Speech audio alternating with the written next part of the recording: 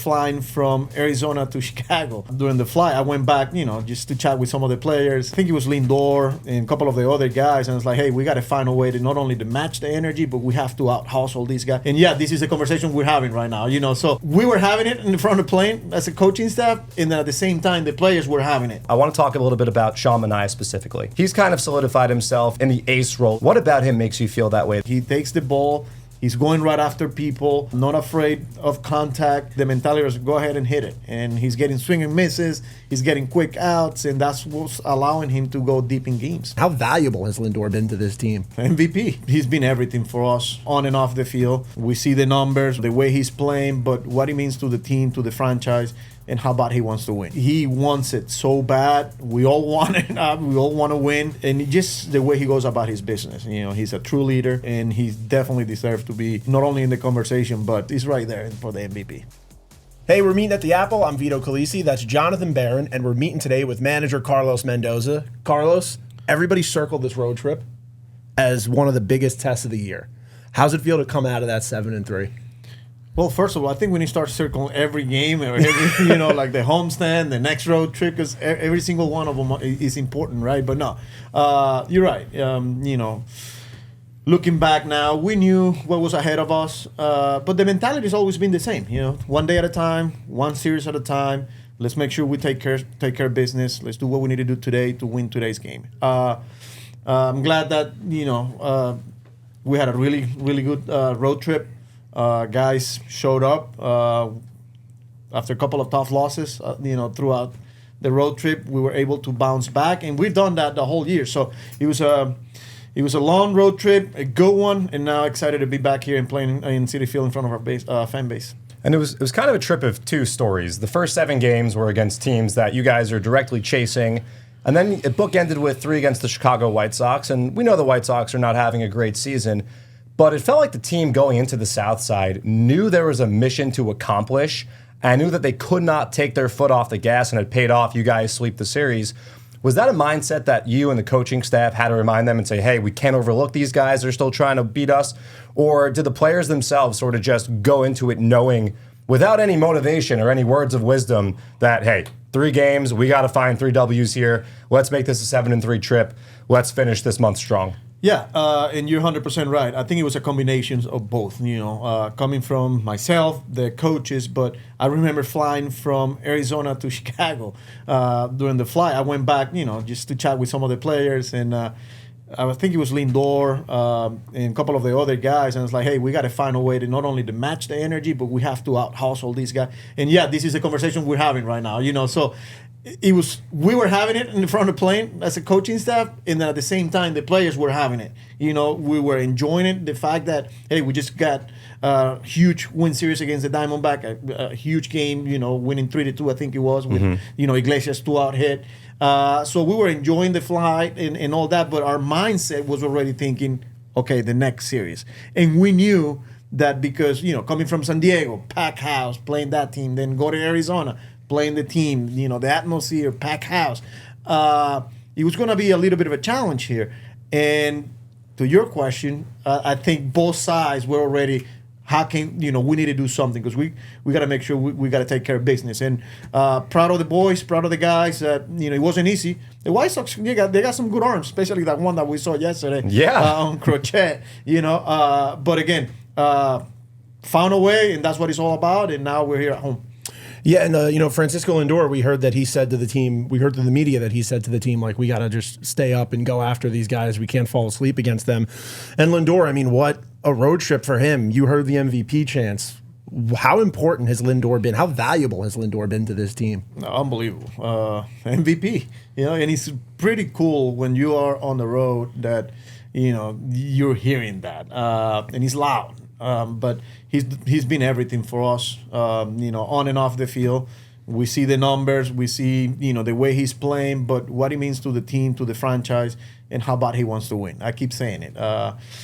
He wants it so bad. We all want it. We all want to win.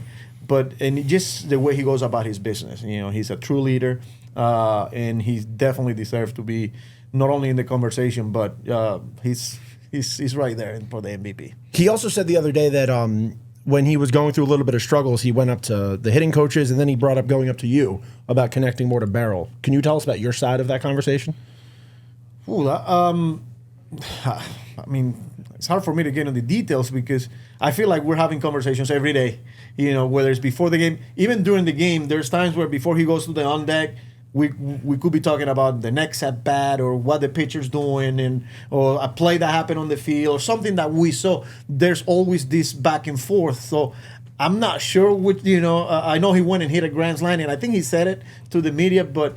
Like I said, it happens all the time that we're having these conversations. He's always asking questions to the hitting coach, getting feedback, some information, and then he comes by and asks me a question. So it's a lot of back and forth. And there was that moment in San Diego when Brazoban was pitching. I think it was the Thursday night game, and he was encouraging him to try to get through a bit of a tough outing, and he did. And Brazoban's been really good since then. So the leadership on the field in the dugout, what fans see, they don't see, it's unmatched. It must be an absolute pleasure for you to get to manage him.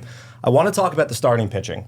Since June 13th, no team in the National League has a better staff ERA than the New York Mets at 3.70. And you guys have had some incredible individual performances. David Peterson, 2.50 in that span. Sean Manaea, 2.70 in that span. Jose Quintana, your trio of lefties, 3.42 in that span.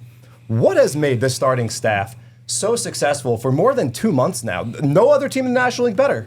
Yeah, I think it's contagious. It starts with whether you could make a case for Manaea, you could make a case for Severino, but the way Peterson's throwing the ball, Quintana, his ability to bounce back after a couple of rough outings, a couple of rough stretches there, and guys will continue to step up. Blackburn gave us a few starts. Then he gets hit. McGill takes the ball, give us a chance to win a baseball game.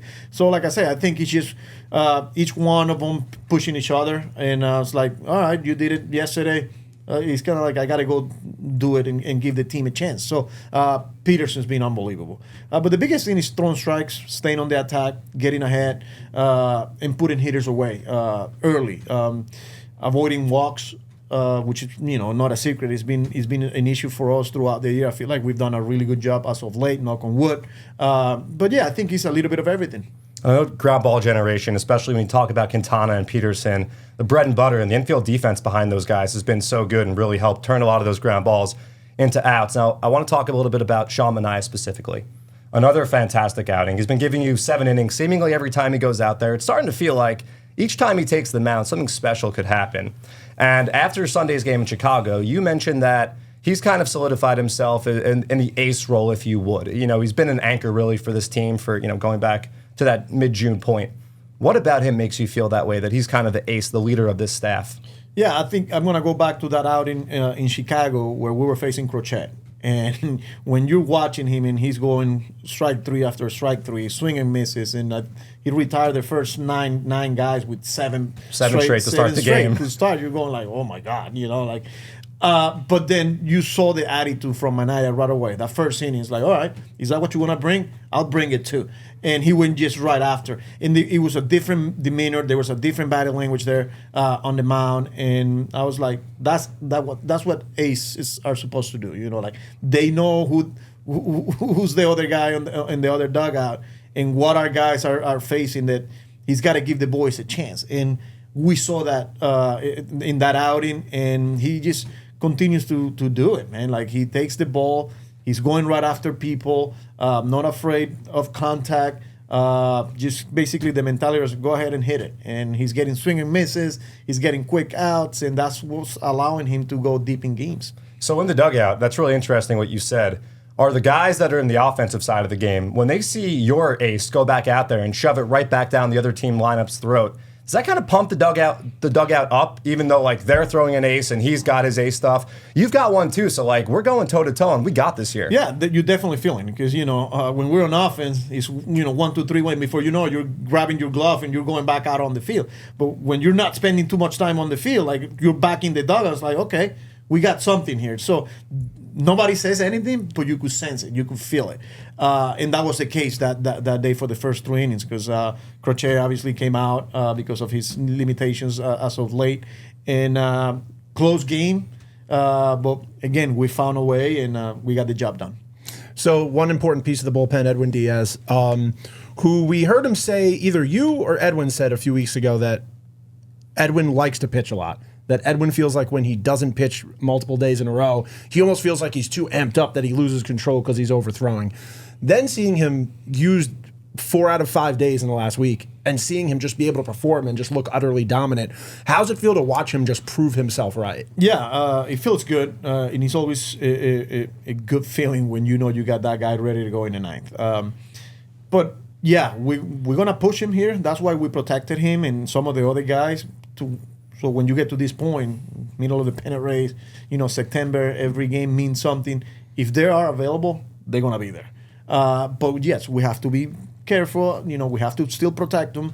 He went 3 in a row the other day, 4 out of 5, and then it's now the day-to-day conversations. How are you feeling? Don't try to be a hero here. Like we still got a little bit here, and but like I said, his ability to take the baseball, the conviction. What we saw the last series, the way he bounced back after, I think it was a walk-off against Arizona, and the very next day, staying on the attack, very aggressive. That's a good sign, and that's who he is. So good signs there. Now, unfortunately, the team goes away not unfortunately, but the team goes away on such a high. We get Jesse Winker's walk-off, and, for us, we're like, this is amazing, but we can't wait to talk to you about it when you get back. Jesse Winker, just what has it been like for the impact he's had on this clubhouse, just overall, the energy he brings day in and day out? Yeah, unbelievable. I think I said it the other day. He fit right in. As soon as he walked through those doors when we traded for him, he felt like he was here since day one in spring training. He knew some of the guys, but he's amazing, what he's done for us. We know the type of hitter he is. He's going to give us quality at bats. He's going to impact the baseball. He's going to control the strike zone. But just the energy, how much he's enjoying being in the lineup, putting the Mets uniform, playing in front of our fans, being in the middle of the pennant race. Like, there's a lot going on for him, and he's been huge for us. He has been another outfielder who's starting to make an impact and is going to play a huge role down the stretch. We talked about him last night on our recap episode. Starling Marte had the big double, gives you the insurance run in the 9th inning on Sunday. Couple multi-hit games in the last 4 games. I know a little slow coming back from the injury, but how excited are you to see Starling getting it all the way back to 100%, knowing how much he can contribute to the team? Yeah, he's a big part of this team. We've seen it in the past. When he's healthy and locked in, he's a pretty dynamic player. There's a lot of things that he can do in a baseball field to help you win a baseball game. But with that being said, we still have to protect him. Sure. I don't think we'll see him, 3-4 days in a row, like a day game, night game. We have to make sure, the communication. But he's been very honest with me. He continues to want to, hey, I want to be out there. But at the same time, I was like, we need you throughout September and hopefully deep into October, because when he's in the lineup, it's a deeper lineup. And like I said, and when he's clicking, he could be a different maker here. Yeah, you took the words out of my mouth. Him being in the lineup, it just, if he hits 6th or 7th, that's a deep lineup. And the team gained a little bit of more depth with the addition of Pablo Reyes, one of the guys called up when the roster expanded by 2. And you talked about the need for both speed, which we saw, Pablo scoring from first base on Sunday, and versatility. Pablo played every infield position with the Syracuse Mets, where he had a whole lot of success. He's actually facing his former club this week, so that's a nice little quick turnaround for Pablo as he makes his Citi Field debut. But how do you plan on utilizing Pablo to get the very most out of a guy that can really do a lot on the diamond? Yeah, and that was a conversation as soon as he came in the locker room the other day. Be ready. I've seen him play, in the big leagues and being a good That's right, player. yeah, last year. Yeah, so his ability to play multiple positions in the infield, but he can also go in the outfield if needed. He can steal you a base. He can score from first base on a double, which that was the case when he pinch ran for JD. He'll give you a good at bat as well. So that's his role for now. He allows me to be a little bit more aggressive with some of the move that I will make, because I know I have that extra position player and a guy that can play multiple positions. So I feel good coverage-wise. Like if somebody goes down that is already in the lineup, I know I got somebody that can go out there and I feel comfortable about it. So that's what we got as of right now. Like, he's got a lot of different ways that he can impact the baseball and help us win baseball games, and that's good to have on the team.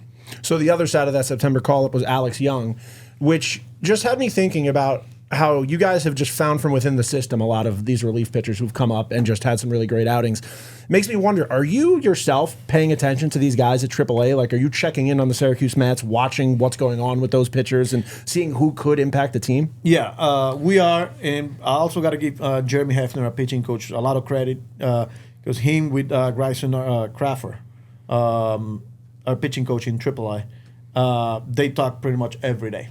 They're on the same page, what we're seeing here, what Heffy's seeing, what they're seeing there. So there's a lot of back and forth. I talked to Dickie Scott, our manager in AAA, asking for, certain guys and, what they're seeing. Not only the numbers, not only what we see on video, it's just like what they're seeing over there. And it's good to have that type of communication. And you got to give them credit. So a lot of guys continue to come up, continue to get big outs for us.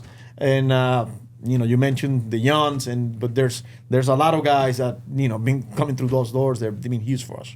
Well, it's really cool that you bring up Dick Scott because John and I had a chance last week to go to Lehigh Valley when the Syracuse Mets were there, and we talked to Dickie Scott, and he was telling us about like Jose Iglesias specifically and about the impact Jose had on that team early on. And then even Luke Ritter, one of the guys at the Syracuse Mets, was telling us that Jose used to go up to him every day and be like, "What's your plan? What are you doing?" So are those things that are being told to you, like early on in the season? Were you being told, hey, we got a guy down here, Jose Iglesias? Obviously, you'd known him from spring training already, but is he telling you things like, look, this guy's really an important clubhouse presence who's helping these young guys? Yeah. I remember, I think it was early in May. We were struggling, and one of those days where I was having a conversation driving into the ballpark with Dickie Scott, and he was like, checking in with some of us, like, hey, man, like, you want to put it on your radar here. Like, this guy Iglesias, I know you know him. He's been a difference maker here for us. Like, and then he started telling me all the things that he told you guys. He was telling me, and it was like, you know what? That's pretty impressive for a guy that is pretty much out of baseball last year, didn't have a job, now comes to spring training, but doesn't make the team. You need to go back down to AAA, and for him to have that type of attitude, that's, you got to give him a lot of credit, and that's what we're seeing since he got here. He kind of like just. It was a different vibes with not only Iglesias but some of the guys, but he's been a big reason of what we got going here.